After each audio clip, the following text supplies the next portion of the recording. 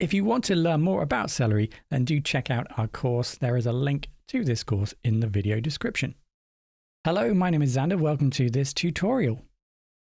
So this is where we ended up in the previous tutorial. We created or mocked up this home page, and the idea was behind the scenes that when anyone enters this website, we create a WebSocket for that user. That WebSocket is then connected to a group, which we can then send a message to. We then created a backend here to send a notification through the admin site, so we could send a message to that user or all the users that are currently set up or have an active WebSocket connection. So we send the notification, that would go back then to the front end. You can see then it then appears on their screen. In this tutorial, we're going to learn how to offload that task to a Celery worker. So it's the Celery worker that's actually going to perform the task of sending the message back to the user. Now let's remember that this is just an example of using Celery to send Django channel messages, hopefully give you a general idea of how potentially to utilize Celery with Django channels. But if we look a little bit deeper and try to ask ourselves, well, why would we want to use Celery in the first place? Django channels does the job for us. Well, there can be many reasons why we want to offload tasks to a Celery worker. The first being potentially scalability. So here we have the potential of utilizing Celery, which is designed for distributed processing, to easily scale up this process by adding more worker nodes. So your application, should your application experience high amount of traffic, we can handle that large number of concurrent users. Reliability. So Celery provides features, for example, task retry. So if we have any problems running the task, we can retry the task. We can think about task prioritization and potentially error handling. And this can enhance the reliability of message delivery. Now, there are many other benefits, separation of concerns, performance optimization, resource management, but let's get now into actually building, adapting this code so that we can offload the task of sending the message back to users through a Celery worker. So the first job, if you need to, is to download the source code from the previous tutorial from the repository. There is a link in this tutorial's description which will take you to this repository here. You can see there will be multiple tutorials here. At the moment there's just 3. There may be more when you view it. And we're looking for this code here, this code base, this project, the Django channels push notification. So either clone it down or just download this. Once you've extracted that folder, go ahead and open it up in Visual Studio Code, just the Django channels push project. You should have 3 items here, 2 files, the requirements file and the notes file. So to just remind ourselves of the commands that we used so far, and the core, which is the project. Now you should find a timeline in the video description. So if you're already familiar with this process, you can skip ahead, of course. But I just want to take you through the setup process for this project. If you are new to Django or you're not familiarized with the process of starting a project, an existing project with a requirements file. So let's just go ahead. First of all, here I'm in the Mac at the moment. So I'm going to type in Python 3, VMV. Oh no, we need the M flag, VMV, VMV. They're going to create a new virtual environment or however you do that. Now, obviously here I'm in the Mac, so it's going to be slightly different if you're on Windows, making the assumption that you may already have the general idea of creating a virtual environment. Sorry, I can't provide both Windows and Mac, but if you're on Windows, you should be able to type in that, what I've just typed in. And then on Windows, you'll need to probably type in VEMV or use the VEMV / scripts and then / activate. Here on Mac, I type in source bin activate, sorry. And there we go. So we now have our virtual environment started. So now we can just go ahead and pip install from the requirements file. That should then install all the requirements needed to get this project started. Now we are using a database, so we are probably going to need to make migration. So let's just check where we are. Now what we can do is cd, change directory into core, and we can use the manage.py. And from there, we can then make migrations. No change. Okay, we don't need to do that then. So we just need to migrate. So let's migrate. But in actual fact, we've got a database here anyway. In actual fact, I don't think we need to migrate because I think I've already, I may have already added all that in. So that probably isn't needed in actual fact. But if you do delete the migration files, or if you do want to migrate, you'll need to delete the migration file first and the database and just migrate again. Right, so with that in place, we already will have an admin user in this database. So in actual fact, all we need to do here, if you go into notes, you should be able to just start up the server. Now it's important here when you start this server, notice that I am in the core folder. So remember what I did as I changed the directory into this core folder. So I went into this core folder, so that's where we currently reside in the terminal. And then I run this command. Now, this is where you might have issues. If you're not inside of this folder and you try and use this command here, it won't work. So you will need to be in this folder unless you just append the end here and just change that to wherever you currently are in the terminal. But as it stands, we're good to go. So the server is running. So let's just test this out. Right, so with the server running, let's just double check to make sure everything's okay. So it looks like the website's running okay. I'm going to keep that instance open. And then I'm also then going to open up the admin. Now notice that the Django admin site, because we're using Udemy Course, doesn't pick up the default files. So you will need to make a migration for this if you want to see that. But we won't do that for now. In actual fact, we'll do that short. Right, so now with the server running, we can now navigate to our home page. So I'll just refresh that. If I go back into the code here, it does say that we have now established a WebSocket connection. So that should be the case for you as well. So that's the WebSocket connection created. So now we should be able to send messages to that user because they are viewing our website. So let's go ahead and go into the admin. Now, because we haven't set up the static files yet, you can see that because we're using Udemy, it doesn't find all of the files required to style the admin, but we'll just log in very quickly and try and find notifications inside of here. We should be able to, I know this is very awkward, we should be able to now add a new notification. So select add here. I say here, obviously you can't see that. I can highlight it there, add. So let's select add. Let's now add a message, press send notification. And then if we go back, you can see that the notification is working. So that's what we completed. That's what we did in the first tutorial. Now, if you want a complete step-by-step guide on how to get to that point, do check out the previous tutorial. Again, there's a link in the video description for that. Right, so that's the setup started. Now we're going to work from this point now implementing Celery so that we're going to offload the actual delivery of those messages to anyone who's currently on the website. And there could be thousands of people actively looking at our website. We're going to offload that task to a Celery worker. Hopefully now you have everything set up if you are following along step by step, ready to now implement Celery. Now, in actual fact, the first thing we do, and I don't know why this wasn't added in the actual repository, if you go into core URLs, let's just go ahead and add the setup so that we can actually show the static files, which in actual fact, I've already set up. So the static files are just here on the left-hand side. So it was just the URLs for some reason.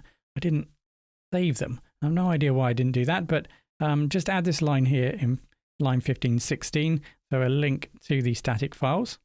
And then I'll just lift in the imports that you're going to need here. So one for settings, one for import static.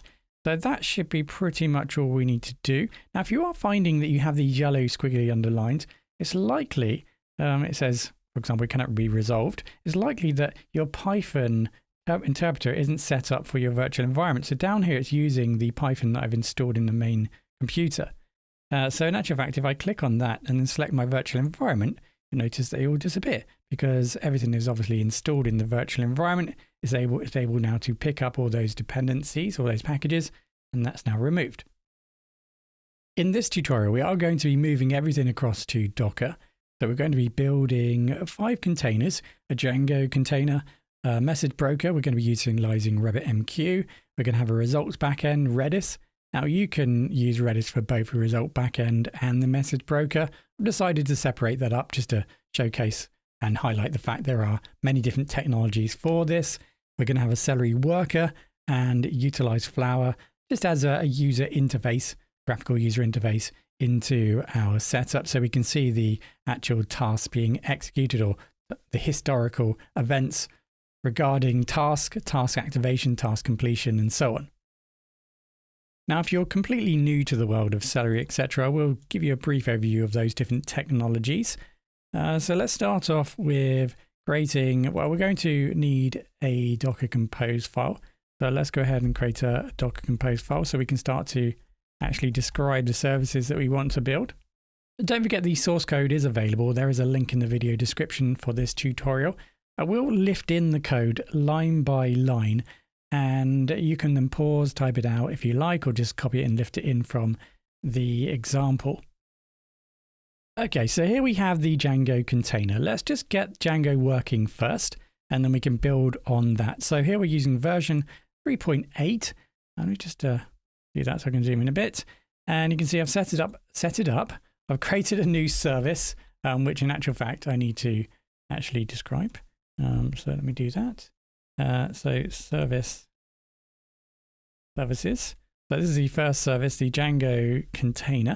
So I've given it a name, and we're going to then create a Docker file shortly in the core file so that we can define some of the instructions of setting up our application.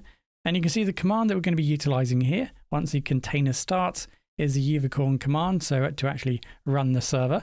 So that's the same command that we've been utilizing in the previous tutorial to start unicorn.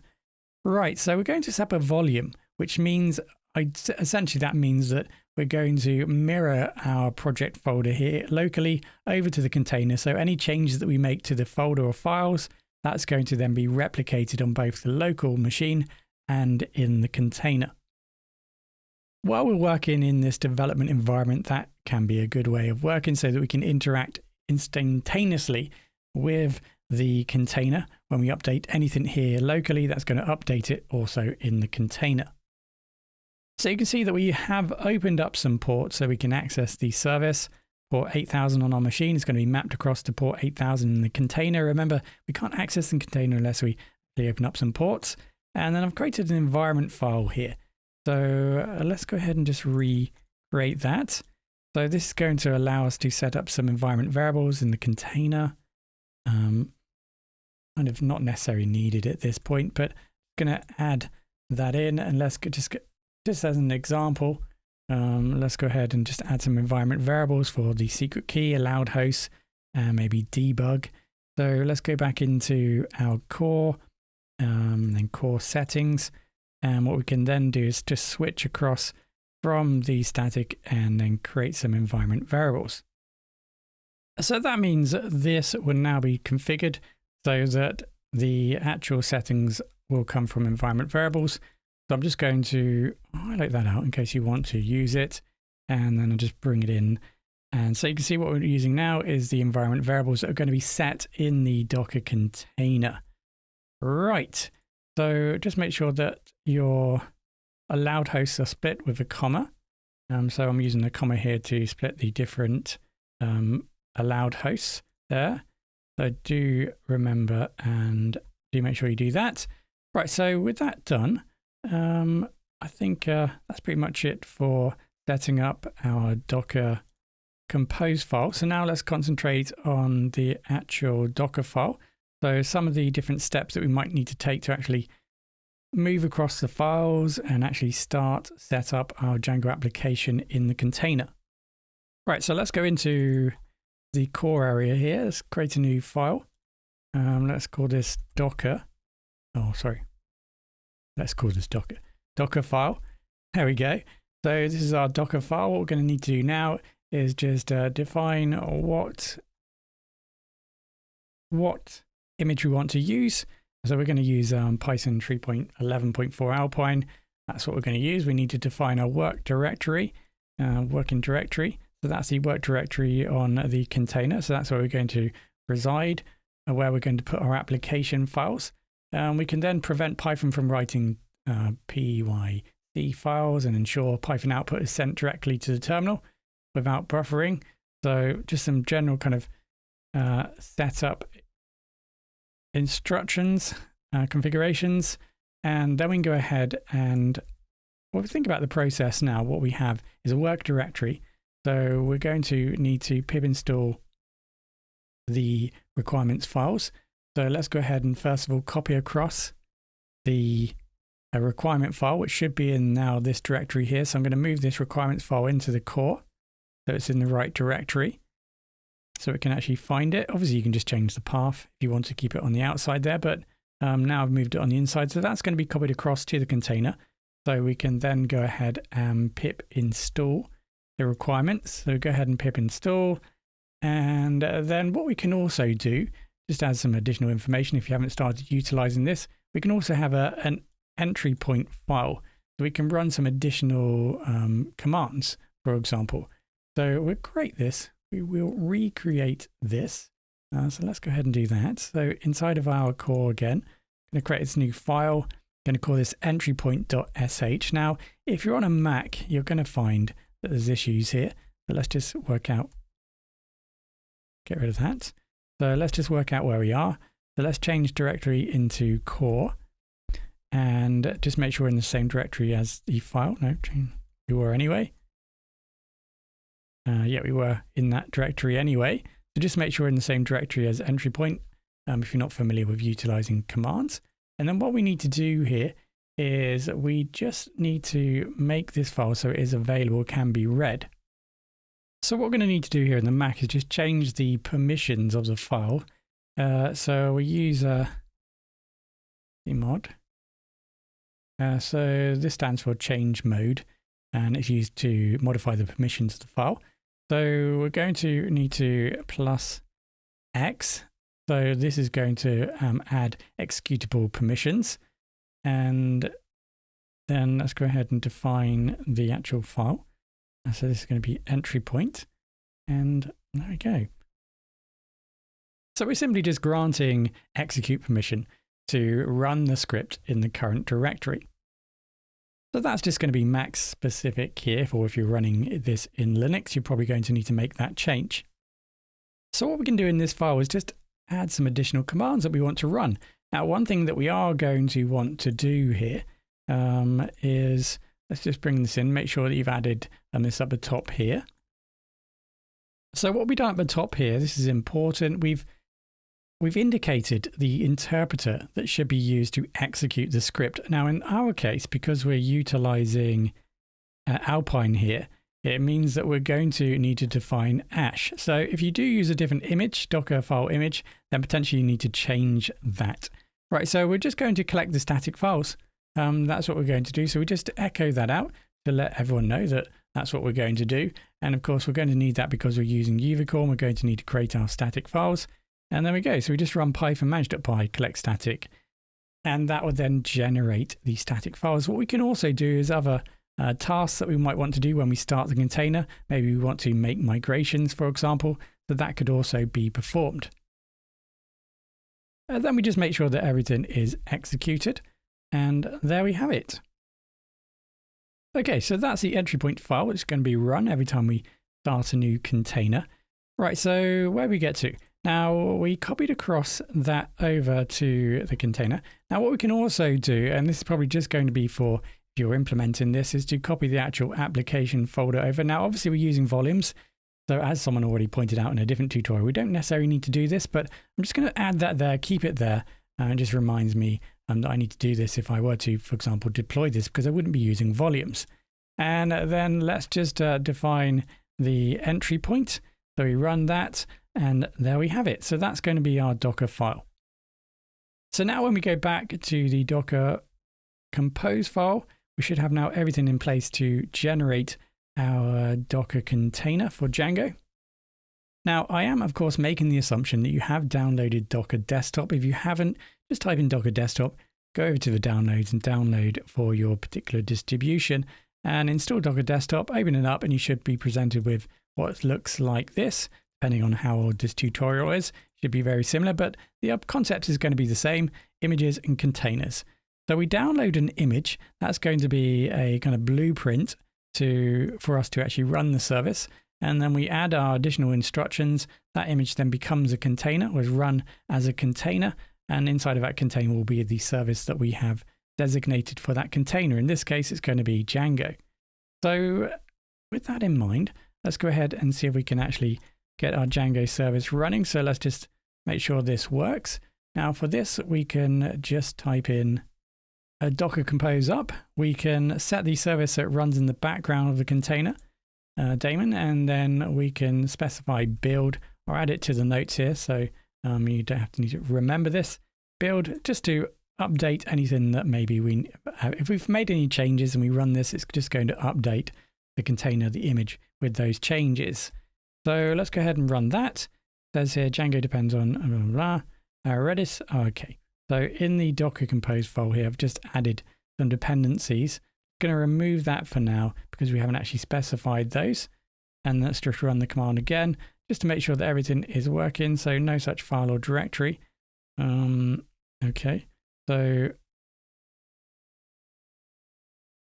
just, okay. Let's just make sure that we're in the right place. So at the moment, we're inside of this folder here, and the Docker Compose file is right here. So we just need to change directory back out to root. So we're in the same directory as the Docker Compose file. Let's go ahead and run Docker Compose again. And this time we're told that fail to read Docker file. Okay. So on second look, if you are having this problem, it's just telling us the fact that it can't find the Docker file. And notice that the default name uses the lowercase f. And for some reason, I added an uppercase f for some reason.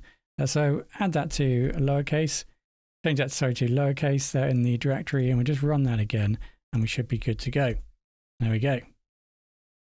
So once that's finished building, our Docker container in the containers tab here should be running. There shouldn't necessarily be any issues at this point. So if you open up your browser, just double check that works. Obviously now this is being served in the container 127.0.0.1:8000. Of course, this port is being mapped across to that container. So as long as you're seeing the website here, we're good to go. Right, so that's the first stage complete, the Django app here, that's sorted. So let's now focus on the message broker. Right, so if you're new to message brokers, message broker is typically a software component or platform that facilitates the communication and data exchange between different software applications, services, or components. So what's going to happen here is that Django, we're going to initiate in the admin a new task, a new Celery task. That's then going to be communicated through the message broker. Celery is going to be then monitoring the message broker for tasks, going to find that task that's been initiated in our Django admin, and then process the task. Like I said at the start, for no particular reason, we're going to be utilizing RabbitMQ. You could use Redis, RabbitMQ, and there are other services available. So I'm just going to lift that in. Very simple, RabbitMQ image. We're going to use the official RabbitMQ image. Restart always. So if it should fail, it's going to try and restart. Going to give it a container name. I'm going to make sure the management ports are available so that we can send and retrieve information, and also potentially use the web interface to take a look at the information that's been generated by RabbitMQ. Now, there's not going to be any additional installation necessarily at this point for that. The communication is going to be done through Celery. So in actual fact, we are going to need to install Celery. So we probably, let's do that now. So let's pip install Celery. So Celery is going to manage that communication. We're going to use, we're going to be utilizing AMQP protocol to send that across. So that is going to be just baked into Celery for us to send messages to the RabbitMQ server. Right, so with that in mind, let's go over to the core. Let's go to settings. Let's just make sure that we set that up. So maybe at the bottom here, we just add the new service. So this is going to be the Celery broker, not forget. So we have installed Celery now. We have pip installed Celery. So I'm just going to add this in. So this is our Celery broker URL. So I'm going to try and grab that from environment variables if it exists, else I'm going to use this configuration here. And our setup, we're not going to set up the environment variable, but just in case you want to use that, you can. So here, this is how we're going to set this up. So AMPQ, guest, that's username and password, RabbitMQ, and then the port. So that's how we're going to actually access this service. Right, so now we're going to define a results backend. So the results backend in the context of distributed computing and task processing systems, this will refer to the storage of or data store where the results of asynchronous tasks or computations are stored and made available for retrieval. And this is going to be an important layer here because in the previous tutorial, we were using the in-memory channel layer for channels.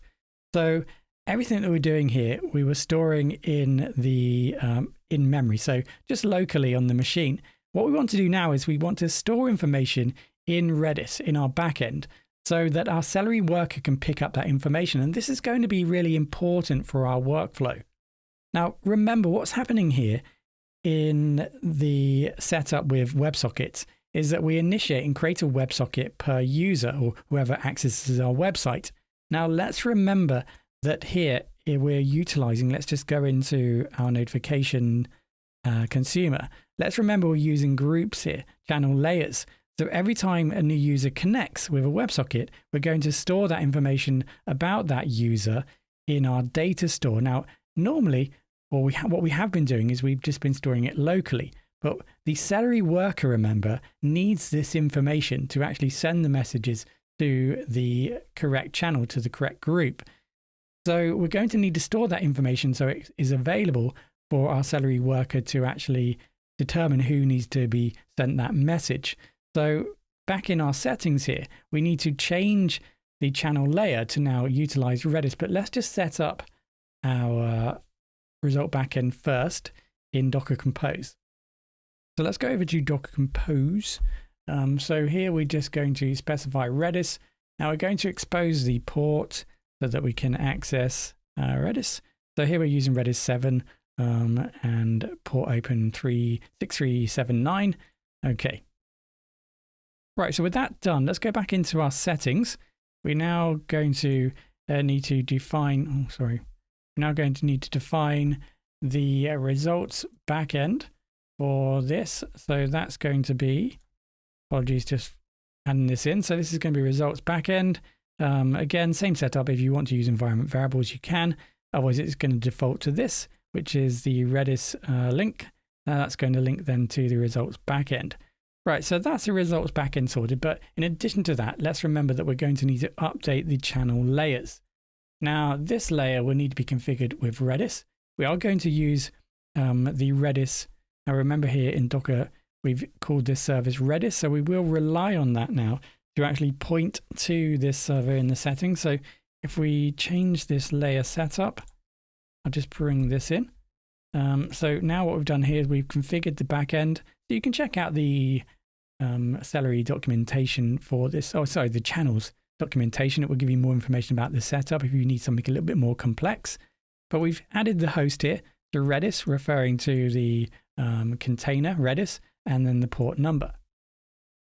So now, just to reiterate, whenever we have or create a new WebSocket connection, we're going to record that information, the fact that user is in that group in Redis, so then it can be then accessed by our Celery worker. So we'll quickly go ahead and add in our Docker Compose file the flower image. So like I said, this is just going to give us an interface for us to actually view. If you want to, you don't actually have to add this, but if you want to view the tasks that have been completed and additional information, this is just a graphical user interface to allow us into that type of information. So that's going to be flower. That's now the flower container sorted. So that just leaves us now with the Celery worker. Right, so the Celery worker. How are we going to generate and build this? Now, we can build a standalone Python application as a Celery worker to perform the task. But to simplify the process at this point, we're going to essentially make a copy of the Django container as the Celery worker. But of course, we're going to run Celery on the Celery worker container, whereas we're not going to do that on Django. And that will then make this Celery worker a Celery worker, so it can grab the new tasks that need to be completed and then complete the tasks. Now, What you could do ultimately is just identify what resources are needed, like I said, and make a standalone application to actually just run the tasks that are required. But just for simplicity, in this scenario, in this example, like I said, we're just going to make a mirror, if you like, of the Django app in the Celery worker. Right, so just to emphasize the point that I'm simply copy and pasting the Django service, I'm going to copy the Django container down the bottom here, and then I'm going to call that Celery. So that's now going to be our Celery container. And then we just need to change a few things here. One of them being the command that we're going to use. Obviously, we want to turn this into a worker. So let's go ahead and do that. So we're going to run Celery and let's remove beep for now. Oh, we'll include that in. Save us doing that later. So let me just quickly explain this command. This is what we use to actually start a Celery worker process. So Celery, this is the command line utility for managing Celery applications. Then we have app core. So we're going to create a new instance of Celery shortly. So the application is obviously named core. We know that. So this is the central configuration point for managing tasks and other Celery related settings. So we then have worker. So this indicates that we want to start a Celery worker process. So this Celery worker process is going to be responsible for consuming the tasks from the task queue. And then, of course, we execute them. And then we have the logging information. So we set the logging level to just info. There are many different login levels.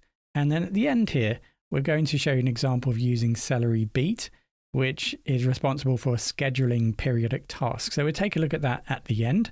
But we'll just set that up now so we don't have to configure it later. Now, everything else is going to be the same. Notice that we're just copying, or we're just going to be mirroring across from the local machine here to the app folder like we did with Django. So any changes we make locally, it's going to be then applied to the container, and the environment file is going to be the same. And there we go. Yeah, that's our Celery container. All right, so the important bit is the dependency. So let's just close that down. The packages that we're going to need. Now, I have already gone through that process, if you remember, of installing Celery. We did that previously. So do make sure that you've got that in. Oh, where am I doing? What am I doing? Clear, click clear. There we go. Right, so we've already installed Celery. So we pip installed Celery. So now we also are going to need to install channels, because we're using channels Redis.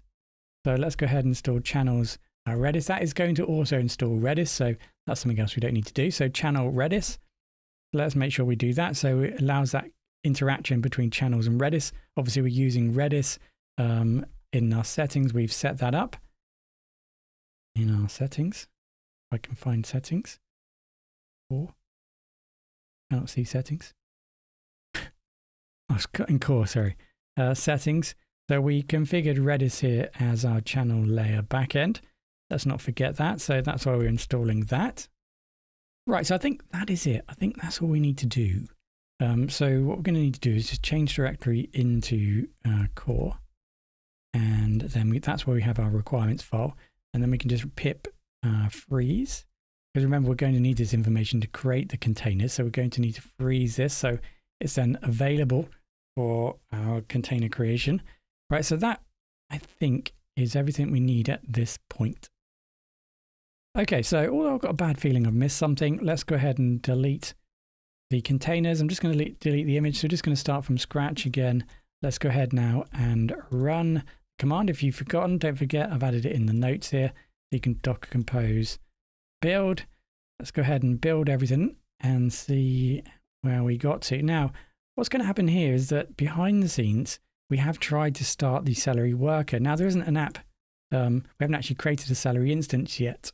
So that isn't necessarily going to work. But let's just see if we can get everything up that we have already created. So that's going to take a couple of seconds. The containers should start to come up. So it looks like everything is okay. Now the Django container exited for some reason. So let's take a look at why that is. Unicorn not found. Oh, okay. So it doesn't look like we have that dependency. Have we not got unicorn? which is bizarre. Line 13, you've gone not found. So that was in our entry point. Not really sure why that is, but let's take a look at our entry point. Okay. Okay. So we can see here we've got some port issues. That was something that we've forgotten to do. So let's just bring that down. Now, let's make sure that we use the Celery ports. So here, in actual fact, we don't need to specify any ports. So let's just remove that. Apologies. So we have the build, context, yeah, volumes, environment, yeah, okay. So we can also add restart always to this to ensure that if it does fail, it just tries to restart again. So let's just add that in. So let's try this again. Let's go back into containers here. It looks like Django is still exited. So you can see that Celery's flapping here. Try to restart, keep restarting, keeps failing. That's fine. Okay, so we still got this problem here. Yep. No migration to apply. And we've still got line 13 UVicorn not found in our entry point. So line 13. Okay. So I may have confused myself here, but I didn't realize, for example, the UVicorn server isn't being installed. So in our requirements file here, you can see that UVicorn isn't part of the requirements. Again, which is a little bit confusing. But nevertheless, we need to install or make sure that UVicorn is installed. And I think that is what the problem is at the moment. Now, for some reason that happened, it may be because I moved the project folder from one folder to the next. That could be the reason, but nevertheless, we need to pip install UVicorn. So I go ahead and pip install UVicorn. I'm going to install standard. This will install the Python-based dependencies and optional actors that we might need. So just pip install that, and then let's just make sure that we update the requirements file. So pip freeze that, the requirements file, and now we've got all the UVicorn dependencies that we're going to need. So we just run docker compose again. So hopefully this time that will go ahead and install everything. So it looks like that's what's happening. We're installing everything we need. And now we have our Django container up and running. So you can still see that Celery is flapping. Like I said, there is no app for it to load. So it's just going to do that forever. So that's what we now need to do. So we now need to focus on actually building a Celery instance so we can then go ahead and send our task over to our Celery worker, and for our Celery worker then to process that task. Okay, right. So let's now integrate Celery, create a Celery task so that we can then push our tasks from the admin site that we generate over to a Celery worker, and then the Celery worker then perform the task of sending that message to everyone in that particular channel group. Right, so let's go into core first, and core.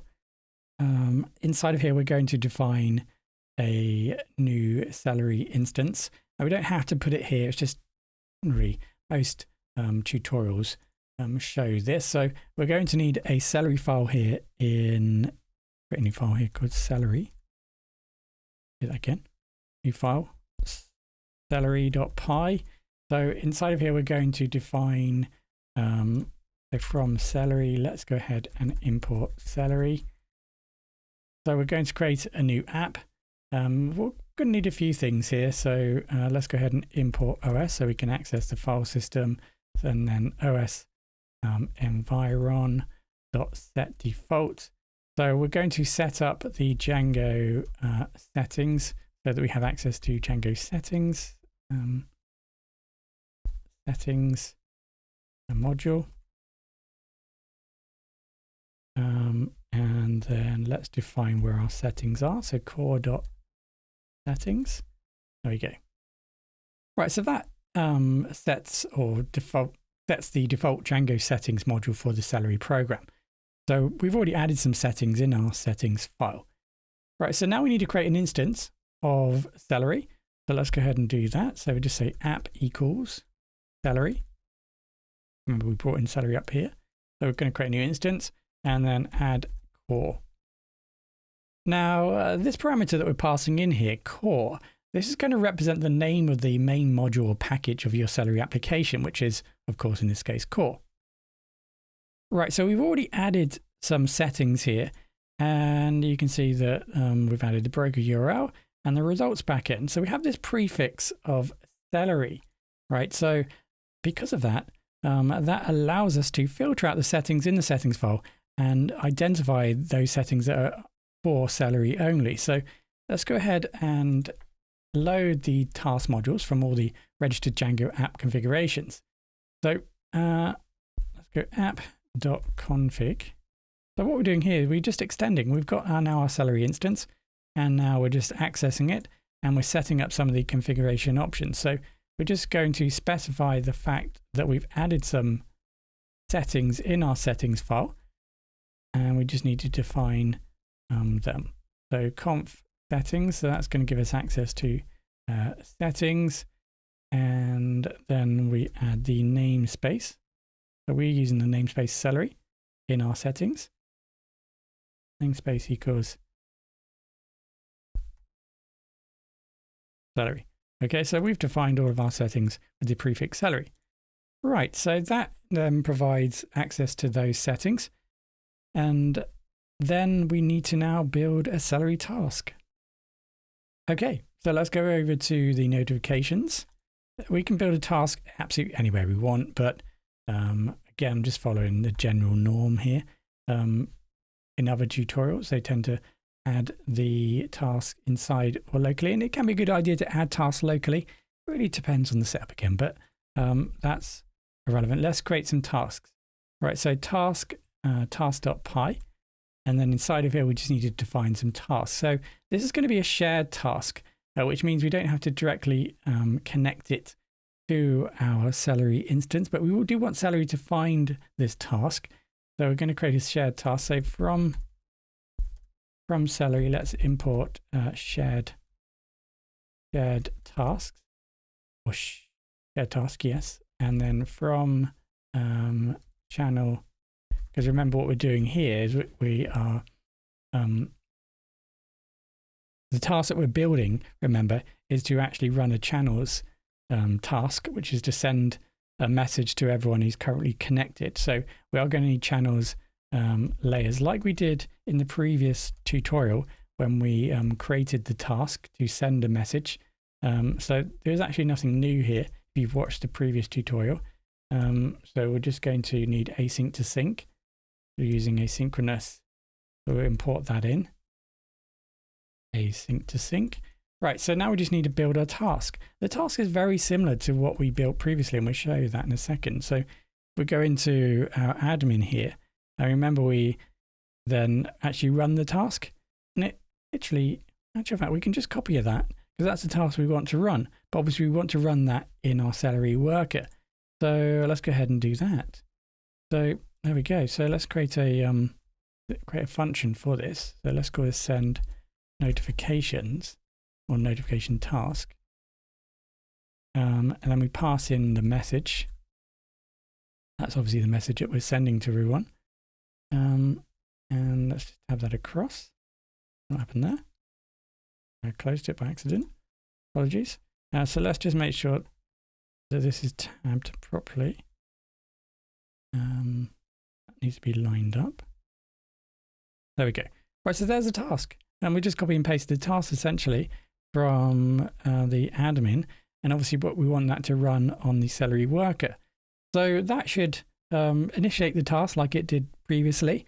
So now what we need to do is make sure that Celery, can actually find this task. Okay, let's not worry about that. So we need to make sure that Celery can find this task. It is a shared task. So let's go back into Celery, and we can simply just initiate auto discovery. So app.auto discover tasks. So that's just going to look for any tasks in any of the registered apps that we have. Going to look for specifically the task file that does need to be named tasks.py. That's just one way of setting up. Of course, if you check out the course that I advertised at the start I'll take you through some different approaches for creating different structures or adding tasks in different places in your project. Okay, so Celery is going to start, going to be configured how we've set up in our settings, then going to look for any tasks and register those tasks so they make it so it's made available so we can actually run those tasks in our Celery worker. Right, so now we need to make changes to the admin file. So we no longer are going to be running the task directly here. So I'm just going to highlight, comment that out, and then bring in send notification. Notification task. That's the actual task, isn't it? So we need to actually import that task. So we're importing that task from tasks. So from .tasks, let's go ahead and import send notification task. We're going to need that. So import notification task, and we can use either approach, apply async, or you can use delay. So here we're just using delay. So this is a kind of method of initiating the task. Send notification task, that's the task we want to run. Like I said, if you're not familiar with Celery, delay is just a way to asynchronously execute a task named send notification task. So now we need to import and expose the Celery app instance in the initialization file. So let's go ahead and access this, and we need to then from .celery import app as Celery app, and then we go ahead and expose. This type of pattern is often used to provide a clean and organized way to access our Celery application instance and tasks throughout our package. So let's not forget to include that, otherwise this process would not work. So if we break down the process, we now have in the admin file here a way of sending a message to everyone, similar to what we had before, but we're going to be utilizing a Celery worker for this. So this is the task that needs to be executed. What's going to happen when we now type in a new message to be sent to everyone, that's going to send a message or initiate RabbitMQ message broker. So the task will then appear in the message broker. Celery worker is scanning for those messages. It's then going to grab that message, complete the task, and then we can have a look in Flower graphical user interface. We can have a look at the task if we want to in Flower. But let's not forget that Redis backend is important here, because remember, channels, when we create a new group and we have new users in that group, that information is going to be stored in our backend so that the Celery worker knows who to send the message or the notification to. Right, so let's go ahead and try and build everything up again, just so we can make all those changes. Now, what hopefully should happen, if we've done this right, of course, is Celery should now have started. Now, you can see here that there are some issues here, so we can deal with those issues. So if we just stop that, we can actually see what's going on here. So invalid value for a app, unable to load Celery application. Celery object has no attribute config from objects. So we've got an error here in line 8. There's probably just some sort of typo error. So yeah, okay. So we are told exactly where it is. It's quite handy that we're actually given that information. So app.config underscore from object. There's not objects, object. There we go. So let's just run that again. Got to do that every single time. So now when we run Celery again, hopefully this time you can see that potentially we have another problem. So let's just pause that, take a look here. Exceptions, improperly configured request settings. Settings are not configured. You must either define environment variable Django settings module or call settings.configure before accessing settings. So we've got a setting problem here, and that again is up here in the Celery file. So probably just a case of again that I have incorrectly set this. So you can see that settings is actually incorrectly spelt. Okay, so settings module, settings, an S, okay, S. Okay, so that's the change we need to make there. So it's quite very directed again. or is providing us some information that we can utilize. And this time you can see now what's happening. Celery started, and we can see here that it's actually found our task. That's important. If it doesn't find the task, it's not going to be able to run the task, and it's ready to go. Right, so let's head over back to the Django site. I'm just going to refresh this page. So 127.0.0.8000. So if we do access our site, if I just go back into Docker here, you can see that in the container, if I go to logs, so this is the Django container I've moved into, Django, you can see that in actual fact, it's created a WebSocket. So that's all good news. So now we should be able to go into the admin. So let's create a new, okay.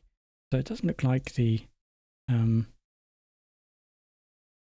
doesn't look like that's taken, does it? The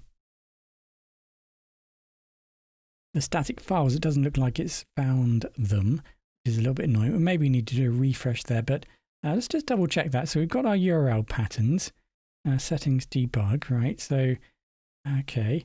And then obviously we are asking for those to be, the files to be generated. So in our entry point here, we do request to collect static files. So what we can also do is just go into the container. So we can have a look at the files inside of the Django container here. Now we're working in user, we're working in, I can't remember, SRC, and then the app. So inside of here, we should have static files. So the static files are here. It looks like they're here. It looks like they have been, some of them have been generated. Oh no, they have. The admin site has been generated. So the static files are there. Let's just press ahead. Now, admin, if we can log in. So we can log in. Now, I think it's important to remember also the reasons why we can log in. And that is because at the start of this process in the previous tutorial, we already created the database and you copied over the database. So you didn't have to necessarily rebuild it. So let's go into notifications. Let's go over to add notification.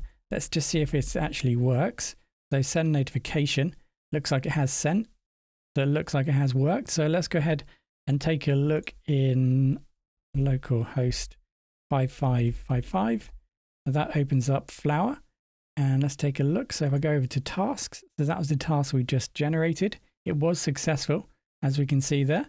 So it looks like everything was good. Looks like we have now completed our main objective of pushing the tasks over to our Celery worker, and for our Celery worker to then actually deliver those messages, those channels, messages to all and everyone who is connected with a WebSocket.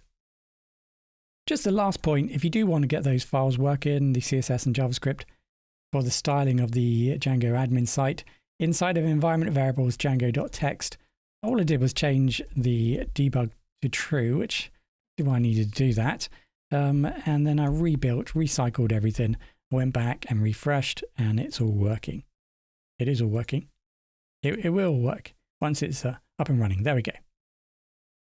If you like this tutorial and you want to check out more, then do check out our Django Celery Mastery course on Udemy. The link is in the video description. That should always give you the best price for the course. Thank you very much. Do like, do subscribe if that's what you want to do, and hopefully I'll see you in the next tutorial.